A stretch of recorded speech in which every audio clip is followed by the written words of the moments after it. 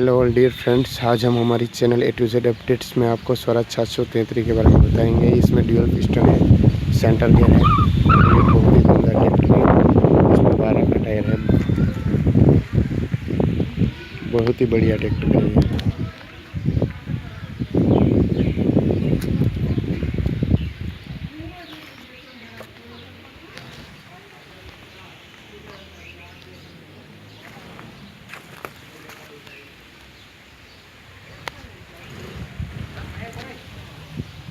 इसके मीटर है,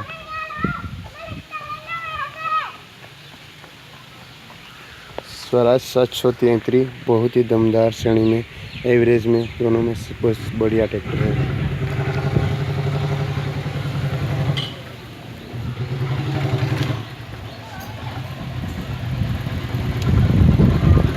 एक इसका बैक साइड व्यू है।